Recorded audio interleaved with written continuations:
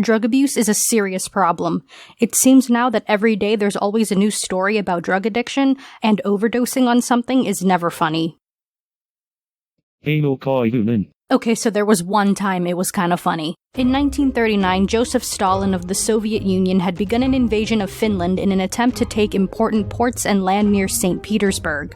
Although the Finns lacked the numbers or the weapons, they had two things going for them: skis and knowledge of the terrain. And meth. But more on that in a little bit. The Finns put up a good fight, but were unable to overcome the Soviet army. They ceded the land Stalin had demanded in 1940, but things would quickly change a year later when Hitler began invading the Soviet Union. The Finns saw it as an opportunity to take back the land that had previously been theirs and launched an offensive of their own. 3 years into the operation, in 1944, is where our story begins. This is also where the meth comes in. I'm Vibi. And on this episode of A Space Alien Explains, Aimo Koivunen.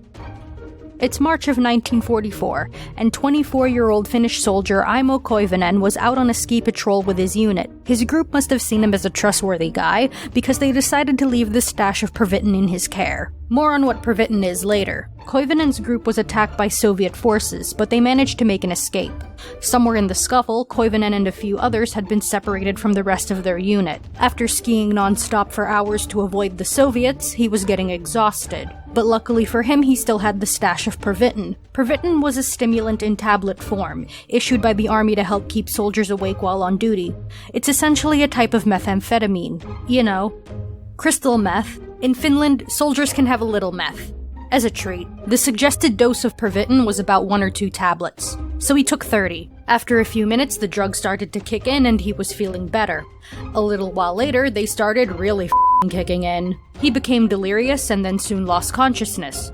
When he woke up the next morning, he was alone and had no supplies. Over the next few days, still high as on Pervitin, he braved the freezing winter, dodged the Soviets again, stepped on a landmine, laid in a ditch for about a week, then got up and kept going. But you know, he was on meth. Somewhere along the line, while Koivunen was tweaked out of his mind, he remembered he needed to eat to survive, so he caught a bird and ate it. Raw. Koivunen traveled about 250 miles only on his skis. When he was eventually found and admitted to a hospital, he weighed only 94 pounds and his heart rate was measured at 200 beats per minute, which is double the average for humans. Holy you're probably thinking. Surely he couldn't have survived this ordeal. Surprise, he continued to laugh in the face of God for another 45 years before kicking the bucket in his 70s. Look at this crazy mother. Look into his eyes.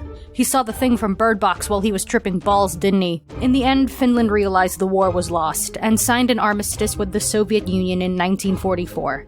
The Finns would have to give back the territory they had ceded in 1939, disband their forces, and pay some more reparations. It sucked, but at least the Finns were saved from a full-on Soviet occupation. The Soviets probably realized taking over Finland was a terrible idea because Aimo Koivunen lived there. They probably wouldn't survive another meth rampage from Mr. Koivunen. So what can we learn from these drug-fueled shenanigans? The recommended dose isn't there to hold you back. It's there to keep you from seeing some Hi everyone!